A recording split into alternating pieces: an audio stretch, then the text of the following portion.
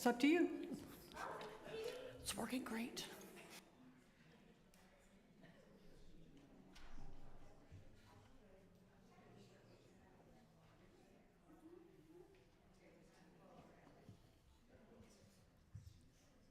Good morning.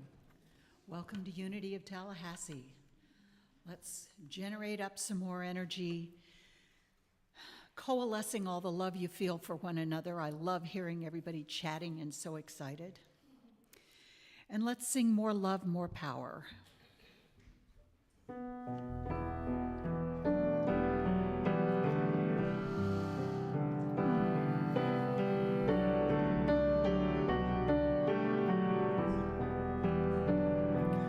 More love, more power, more you in my life.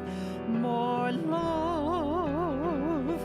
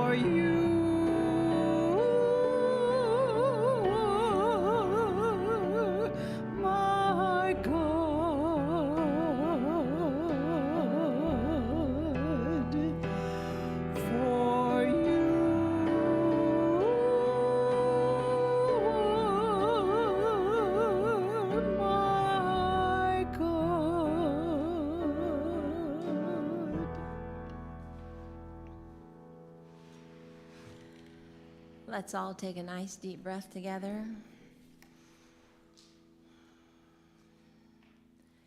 Divine love, we recognize all of our presence here with you. We give thanks with open hearts, open minds, and open spirits. Let's all say our statement together. It's in your bulletin if you need it. There is only one presence and one power in the universe and in my life. God the good, omnipotence. And I'm going to invite Ruth to come read the daily word, please.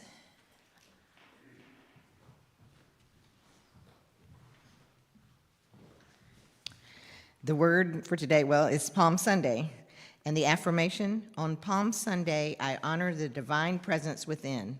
On Palm Sunday, Jesus made his triumphant entry into Jerusalem riding a donkey colt, spiritually symbolizing dominion of the Spirit over human nature. Today, I find inspiration in that timeless Bible story. Going forward, I commit myself to mastering my impulses and judgments and continually surrendering my imperfections to the Christ within.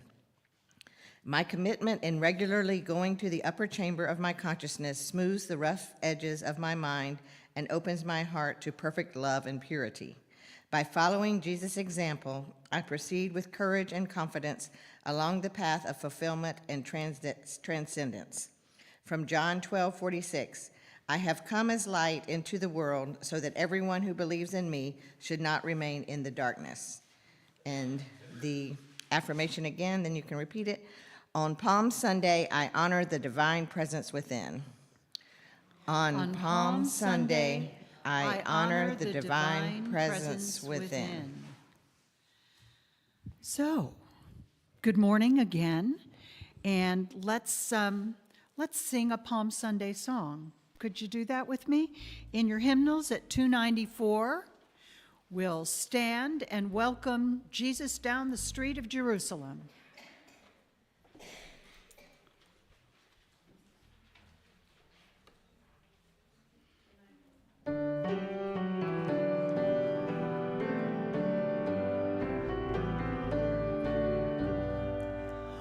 Hosanna, loud Hosanna, the little children sing.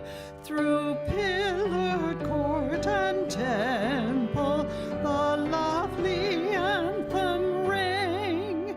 To Jesus who had blessed them, close folded to his breast, the children sang their praises, the simplest and the best.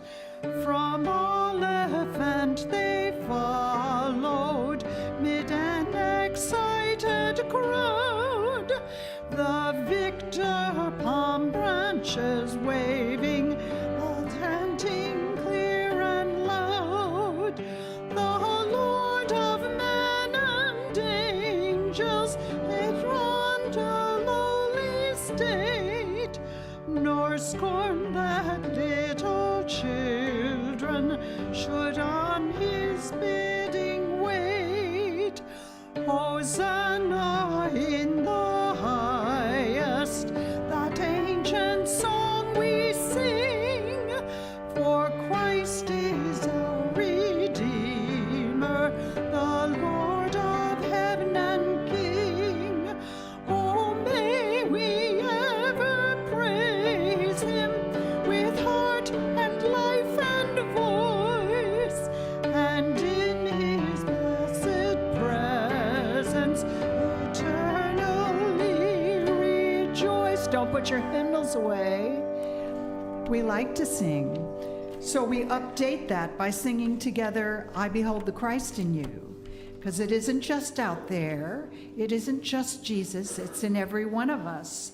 So hymn 65, I Behold the Christ in You.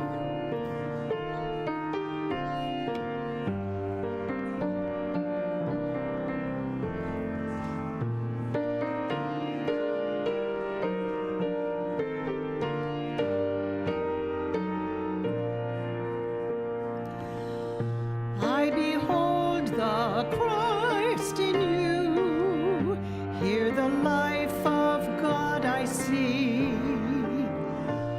can see a green peace too.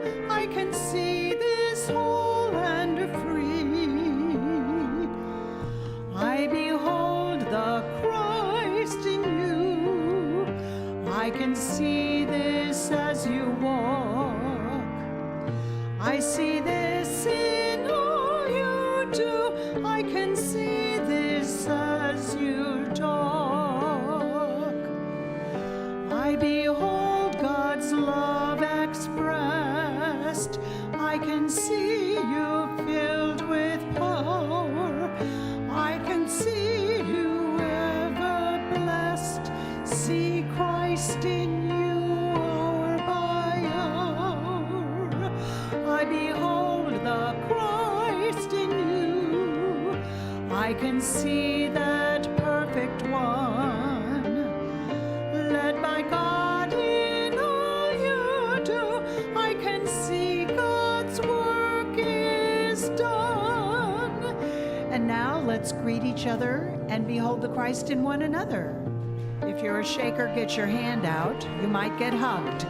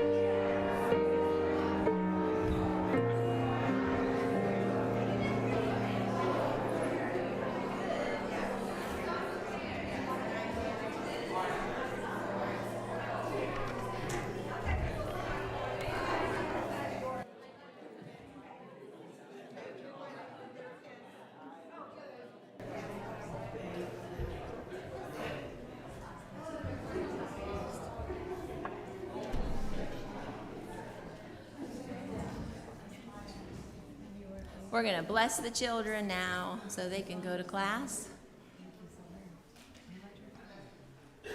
So we put our hands together and get some energy going. And we all say together, you are loved, special, and important to us. And then we sing. You are walking in the light, the light in the light. We are walking in the light, the light of God. In the light, in the light, the light in the light, in the light, in the light, in the light of God. Okay, announcements. Make sure you've silenced all of your technology so that we can hear the service in a calm, quiet place. And is there anyone visiting for the first time? We'd like to give you a visitor packet. No hands, okie dokie. All right, we would like to invite everyone to please stay after the service for the annual meeting, and then a potluck will follow it. You don't have to be a member of Unity of Tallahassee to stay for the meeting or for the potluck. Choir rehearsal is on Mondays at 7 right here in the sanctuary. If you'd like to join, you are all welcome to. Back there on the table, there are lots of items you can take. There are daily words, there are prayer request forms. Please make sure you check out the table. You can sign up for things. If you don't get a flash, you can sign up. And if you'd like to help take a turn reading the daily word, there's a sign-up sheet for that too.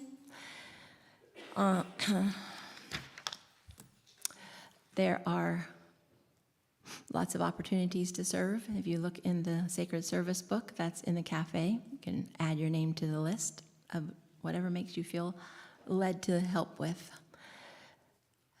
Marla's taking donations for Grace Mission, and that box is out at the entryway.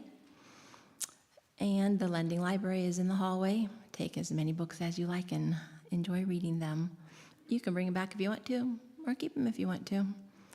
The other thing that I did not mention on the table is a basket. The children are going to have their Easter egg hunt after the service next Sunday, so if you'd like to contribute some money or candy before Sunday, which is kind of tricky, that's what the basket's for. Anybody have any other announcements?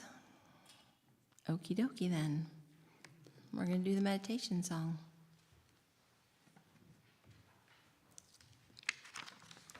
So let's open our hymnals as we settle in our chair. You can just put it in your lap.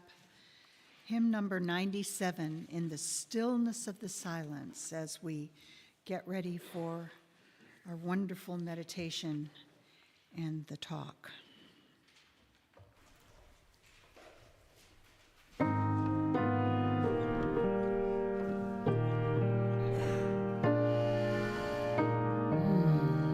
Breathe into it.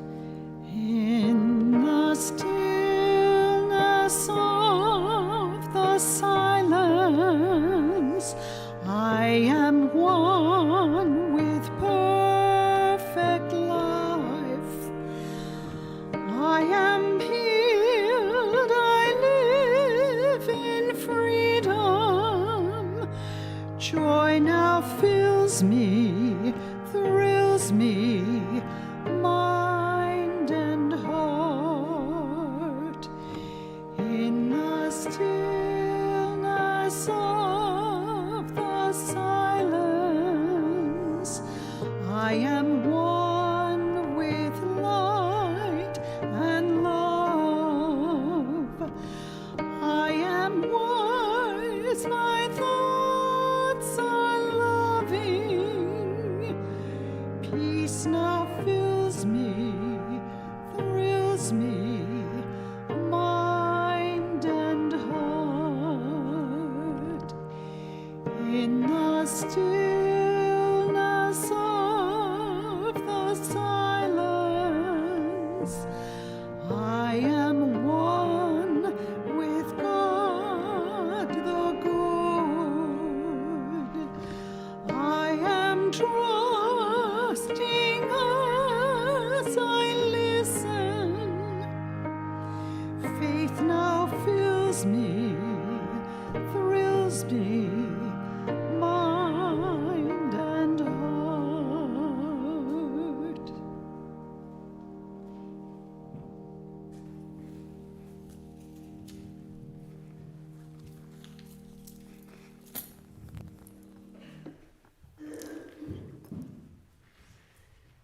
Going into meditation with the understanding that each meditation we do, each time we meet on our Sundays and our Wednesdays and other days, we understand and embrace the truth of who we are.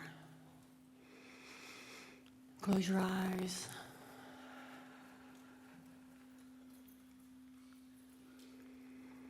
You've already had about 300,000 thoughts this morning. So right now we're just going to breathe. And our mind is going to pay attention to the breath. The mind loves to have a job. And so the job is paying attention to the breath. The deeper the breath, the easier the mind can focus.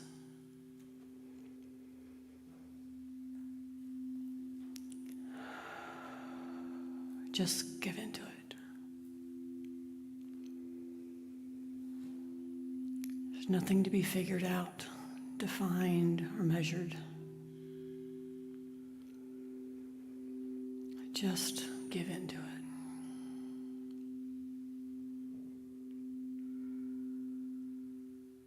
Go back to the breath. Go back to that stillness.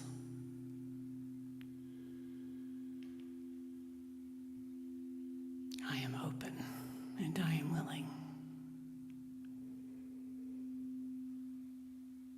And now we're going to give the mind another job to picture a vast ocean. That is the image. Just a vast ocean. Just give yourself this.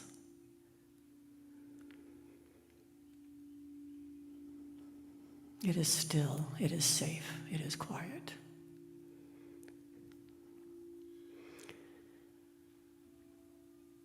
And now I want you to picture this room with all the individual divine beings in human form hovering above the ocean as droplets of rain.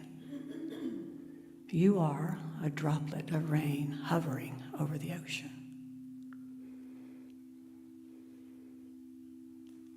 Every single one of us, droplets of rain hovering over the ocean.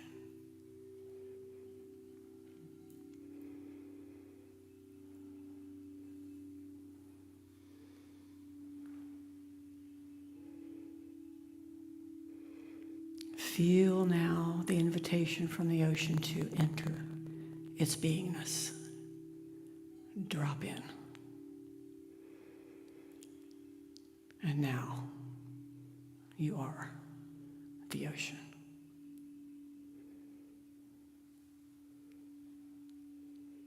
I am one with the one. I am infinite and eternal.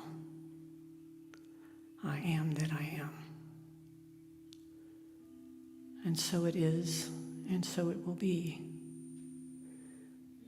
Yea and amen.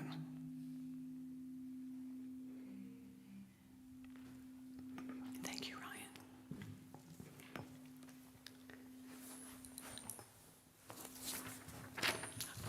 I have something else to do.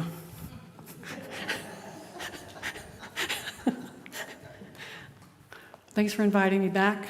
I love being here. I love being with human beings that are consciously moving toward the truth of who they are. Day by day, challenge by challenge, invitation by invitation. Every single time somebody makes you mad on the road, right? You go deeper into your true awareness. That's right? Y'all do that, right? Yeah, me too. Whenever I can. So, I think that everybody in here would agree that the most important thing there is to know is who we are. And I think most of you would agree that most humans don't know who we are. And I think you would also agree that it takes a lot of work, frankly. It takes a lot of getting rid of lots of stuff in order to be able to align with that awareness. I am that I am. I mean, I think I've shown you all this tattoo. It says, I am. My suggestion to you is do not do this when you're an older woman because it looks like it was done in a women's prison. It does say I am, though. And so, and sometimes I just won't even, I'll forget that it's there. And then I'm like, oh yeah, that's right. I am that I am. So every movie we have ever watched that when the protagonist is faced into a corner of choice, it reveals something about humanity. It reveals something about humans. It reveals something about us. The movie, the script, backs the person into the corner. How many in here have been backed against a corner? Somebody famous said something like, if you haven't known pain, you haven't lived. In that corner where we find ourselves after a divorce, car wreck, loss of loved ones, loss of our programmed personality, we get down to it. We get down to who I think I am. That in the corner is where that is decided. That's oftentimes, like, breakups are a whole lot worse than they really need to be. I mean, they're hard. But they're harder when we are carrying shame and we find ourselves in the corner of shame. So the person rejected us because of whatever reason, but if I'm carrying shame, I'm going to interpret the rejection as something to do with me. And when I do that, I'm in trouble. When I do that, I'm in more pain than is necessary.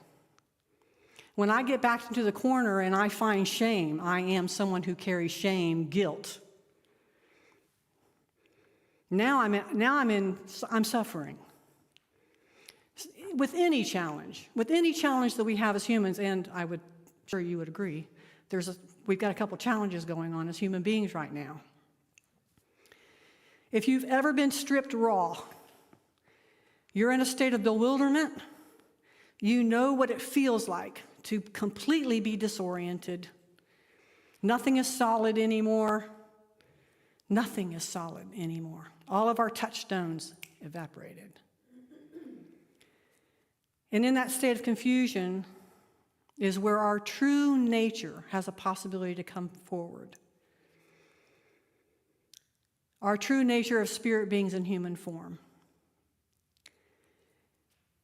That is where our souls evolve, or we suffer. This is the evolution of the soul. This is what the soul is wanting the human to do. The soul is always inviting us, come forth into spirit. And the human's like, no, I suck, I can't. And the spirit is like, please come. And no, I can't because I suck. For 50 years, or 10, or 2 months. So the evolution of our soul, to me, this is what it's all about, Alfie. This is what it's all about. If each time I'm challenged and I go into that corner and I say, who am I? Who am I really? Then I'm giving myself a chance to evolve. If we're honest with ourselves, we will admit that the human collective has been backed into a corner. It's a corner of disorientation, it's a corner of confusion, it's a corner of rawness. It's where we decide where our future, the trajectory of humanity for the next 1,000 years, I believe, will be decided. That's okay with the divine because the divine doesn't care. We're the only ones who care about time. It's like, in my lifetime, I should have had this figured out.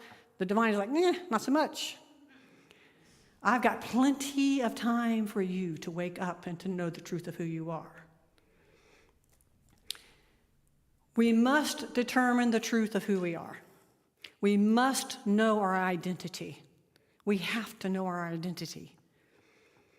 Or we're going to continue in the pain of living by someone else's rules, someone else's laws, someone else's beliefs, someone else's opinions. And that's been a lot of fun, hasn't it? Whew, so much fun. If we believe, truly believe, that we as human beings are made in the image of God, then how did we end up in this corner?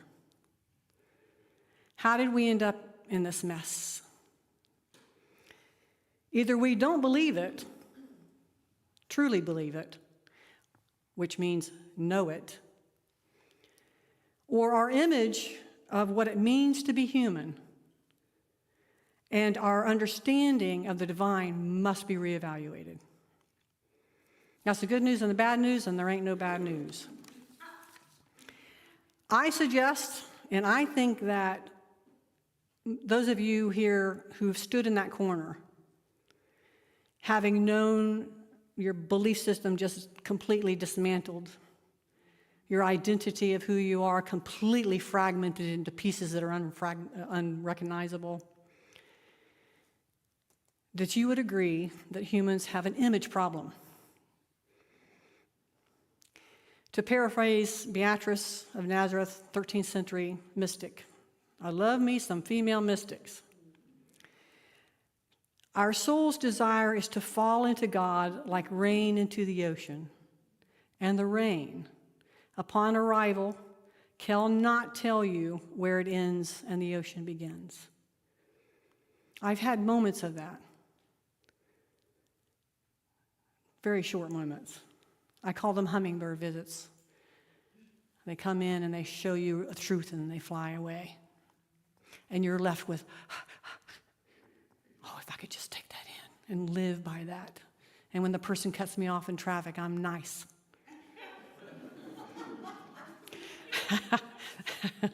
It's good to start with small goals. But where we are, the raindrop, who does not know our true nature, hovering over the ocean. Where we are with that image, that's the problem. I'm hovering over the ocean that is God. I'm hovering. And so the belief about me, the human self, is that I'm separate. Now, I know all of us and all the hymns and all the preaching and all the readings and the podcasts and the videos and the kicking east and the spitting to the west are trying to get humans to understand. All the lifetimes are about getting us to understand who we are. Jesus knew who Jesus was.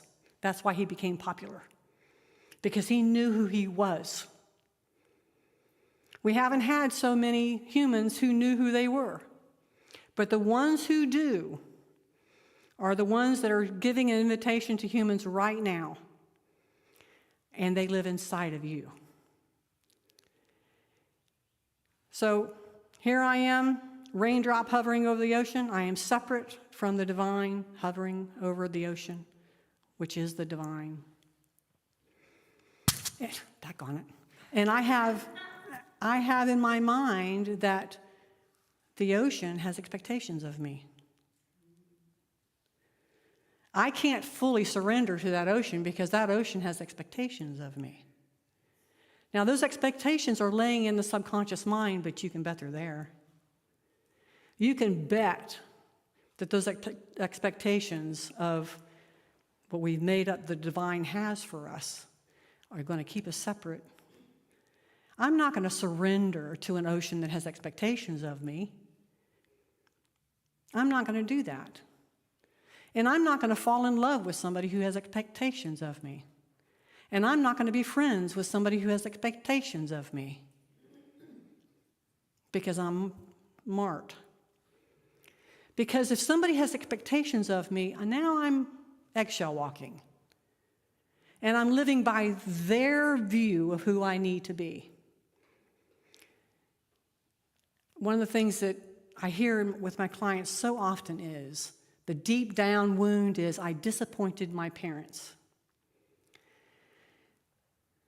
I might not say it within the first 2 years or 1 year that I work with somebody, but I will eventually say to them, if your parents are disappointed, they had expectations of you that did not come from God. And if they didn't come from God, then let's just think about why we should care. We imprint onto God our parents. We're like ducklings. We just do.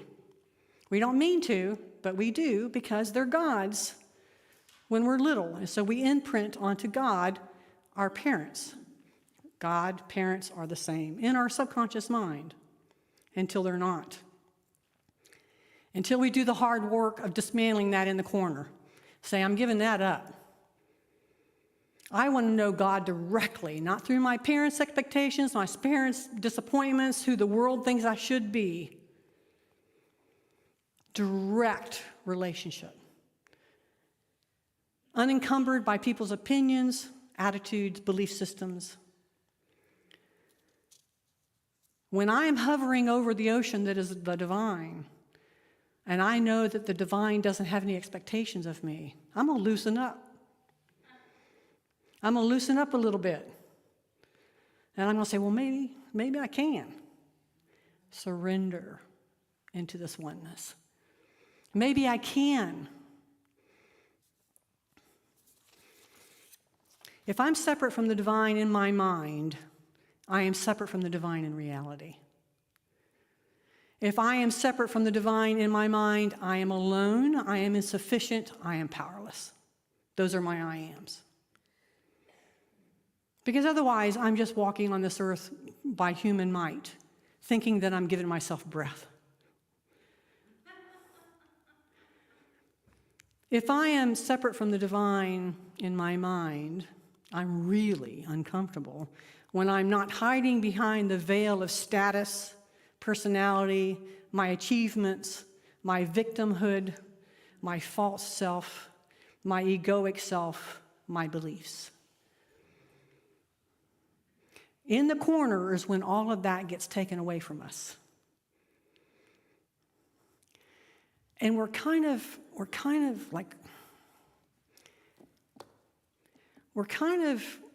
in a mess, because we don't really have a choice about that. The invitation from the divine within us, in the ocean of us, is always going to invite us into itself. So we are always going to feel that invite. We're going to be doing our duty-do, and we're going to feel the invite of the divine asking us to come closer. That invite is going to show up sometimes as existential angst. It's going to be the clash inside of us that says, no, I can't take that invitation because I suck.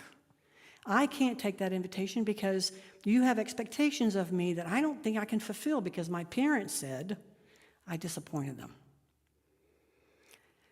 But that invitation is not going to go away. It can't help itself but invite itself back to itself. It has to always have that invitation toward us. It can't help itself. It can't cut itself off from us because it is us and we are it. And so if we're not surrendering, if we're not giving in, if we're not letting go of the release of hovering, we're going to be in pain. And underneath everything of our lives, there's going to be this chewing away like a rat on a piece of something. Just chew, chew, chew, chew, chew. We're going to feel it. And then we're going to go to a psychiatrist or a therapist, and they're going to write a prescription. Nothing against Western medicine. I thank you, Jesus, for Western medicine. I've been known to take a Xanax or two. Okay, spiritual people do that. Okay?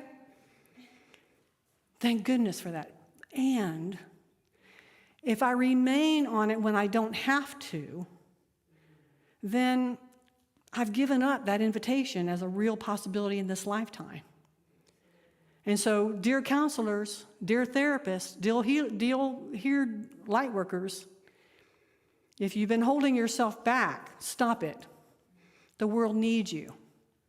That wasn't on my list, but that is nowhere on here. But hear me if you can.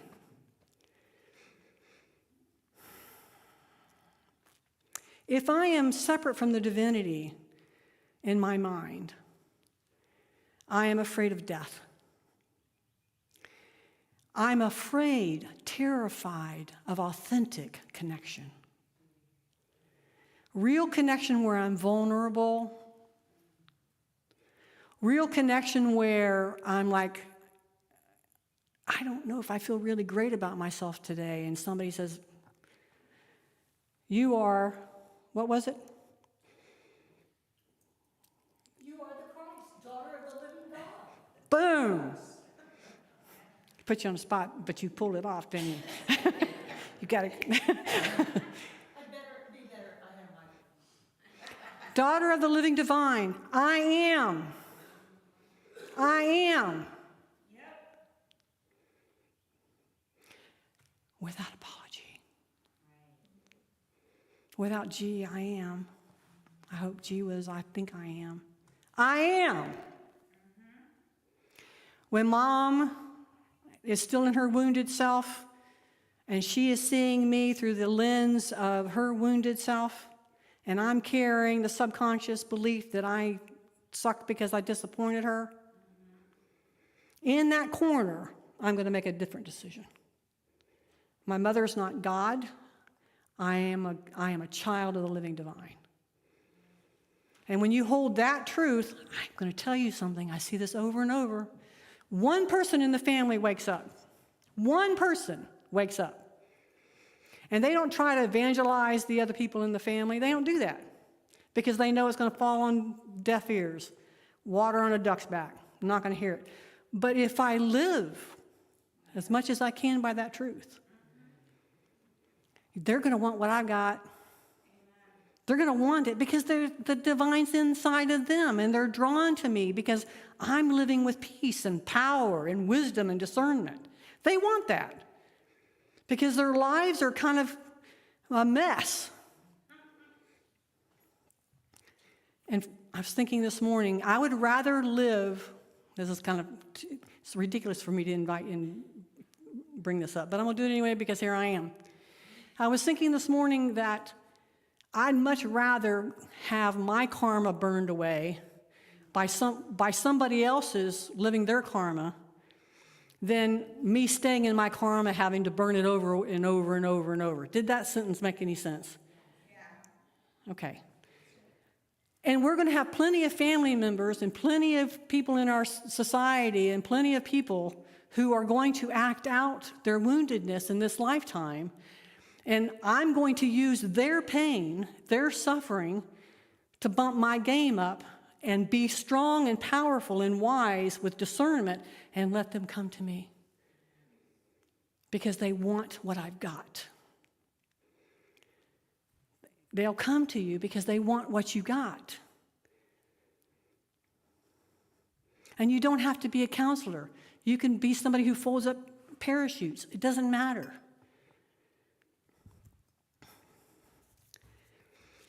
So, as the protagonist of my movie, I must decide who I am. It's a decision made over and over and over.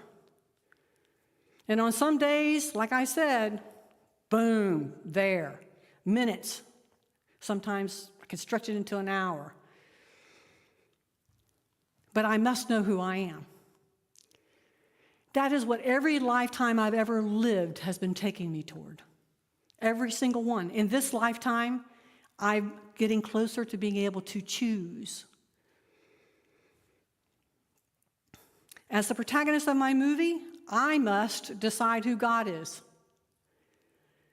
So 2 things I know I'm going to get rid of, the idea that I'm separate, and the second thing I'm going to get rid of is that God has some expectations of me. Now I'm able to breathe a little easier and still pay my bills, go to work, have friends, have spouses, have children, have grandchildren, living that life of human, while knowing, walking as I am. Get a tattoo. All right. So my starting point is surrender. That's my starting point. It's absolute surrender. I am raw. I'm stripped of my false crown, my armor, my pretense, and my prayer becomes, reveal to me the truth of who I am. And then hold on. Hold on. And gravitate toward the people who are on the same journey. Gravitate toward people who are taking this seriously. Because I think we've proven to ourselves as humans that all the goodies of material can be fun. But it's not making us a lot happier. You get a new car, it smells great, woohoo! Celebrate. But it's not going to make you happier. Got a new boyfriend, new girlfriend, new friend, new job, little windfall of money, woohoo! Party. But it's not going to make you any happier. The only thing I know that makes any human being happier is to know the truth that they're divine. Because they can withstand anything. All of the rejection of the family, all of the stupidity of your culture, all of the stupidity of humans in general, because they're wounded and haven't been able to say yes to the invitation of the divine. I'm able to stand there. I'm able to be there. I'm able to be present with it. And when I'm not, guess what I do? I'm very familiar with not being able to do that, by the way. And I accept that. I accept that because I know it's getting better. I know that each time I come here, each meditation I do, each conversation that I have with somebody who's on the journey of surrender, I'm closer. I'm closer. And on the other end, almost each time somebody does something stupid that hurts my feelings, that's a little bit harder. but I still am dedicated and loyal to the promise that I'm a divine being.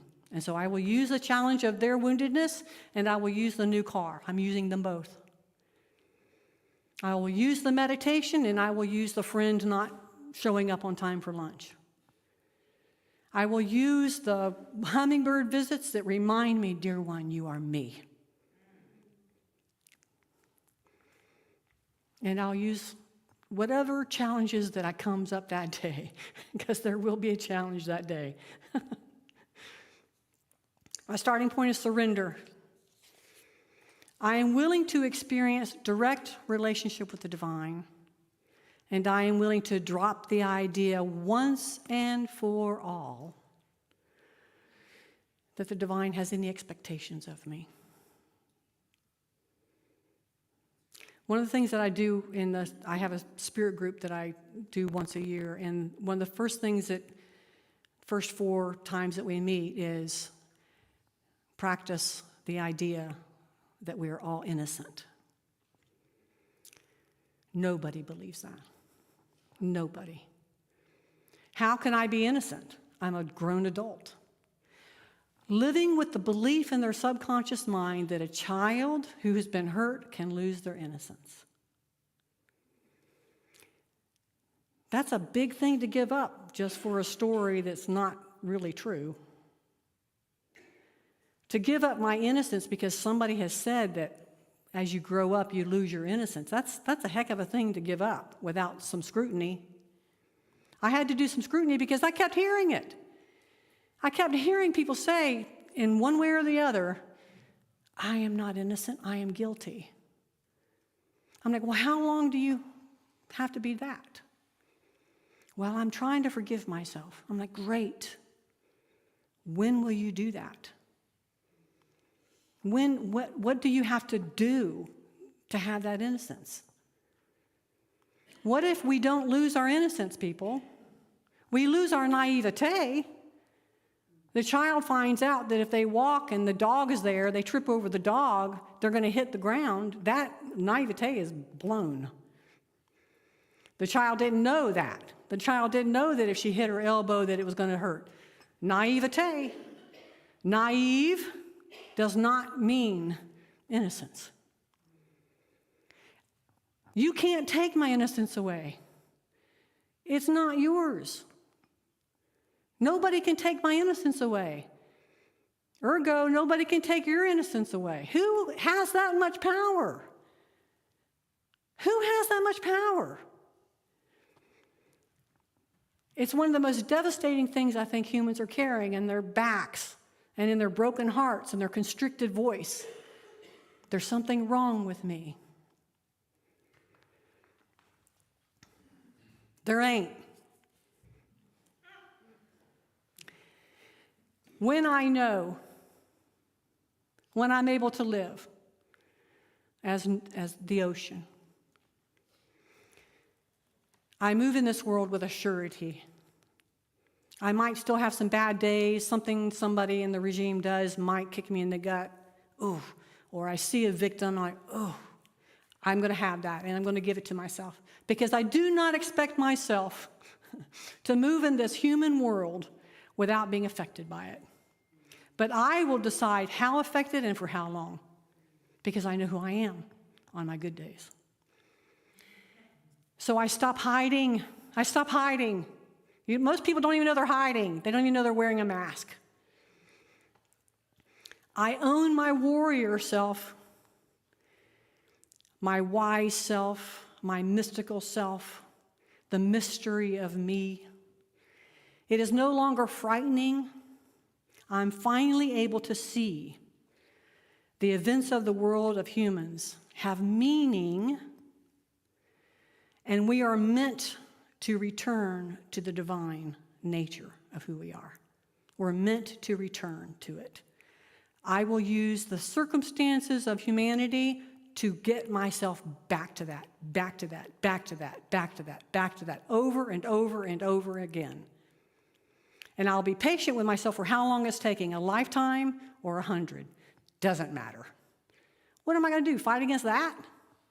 And just, I'm traveling up the mountain, I'm going to cut some trees down over the trail that I'm trying to get up. No. No.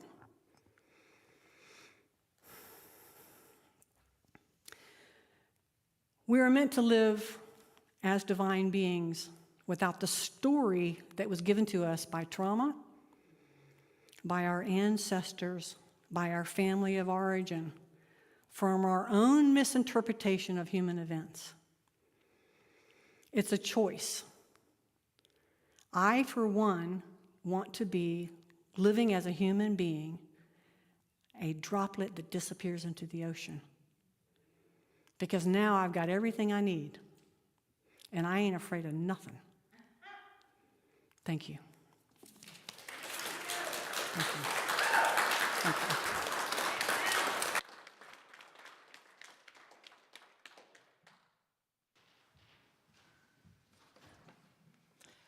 We're going to do the offering now.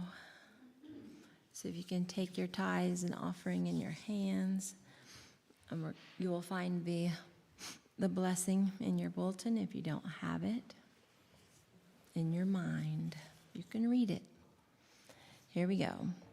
Divine love flowing through me, blesses and multiplies all I am, all I have, all I give, and all I receive. I'm falling apart here. All right.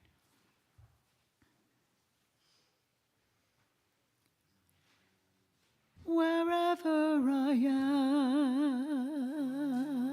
am,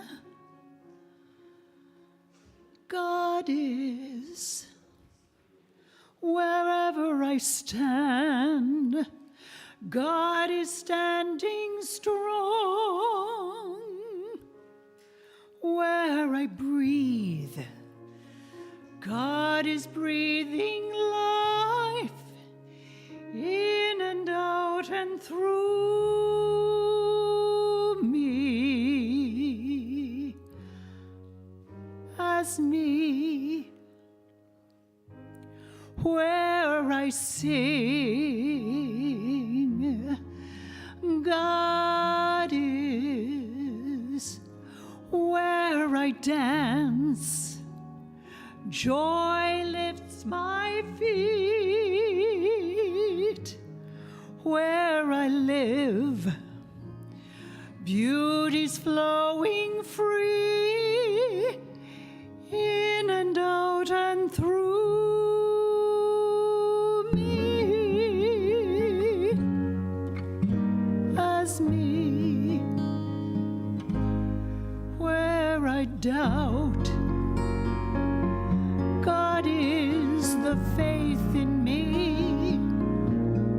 Where I cry, God is the comfort there. Where I seek, God is the answer, here and now, forever and ever and ever.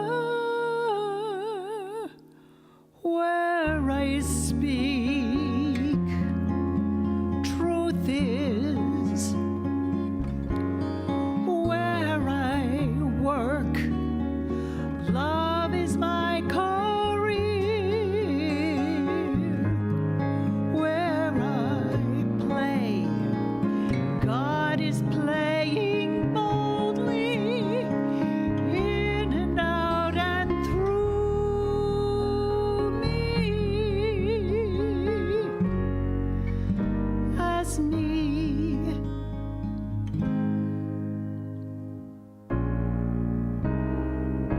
Oh, oh, hey. Do-do-do-do-do. Hey, hey. Where I am, where I stand,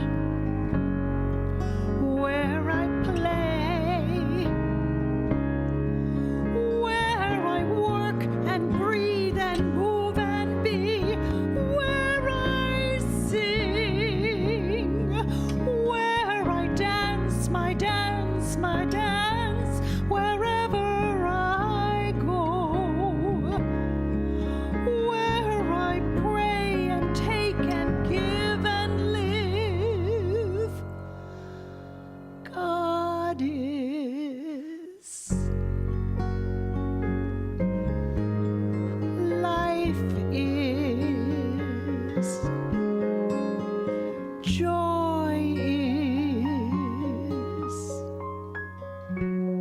God is.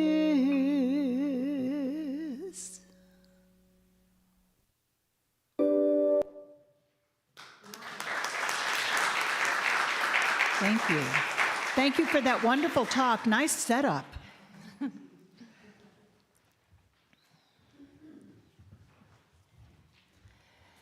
Thank you, Mother, Father God, for all the gifts and the givers and the blessings that have been given today.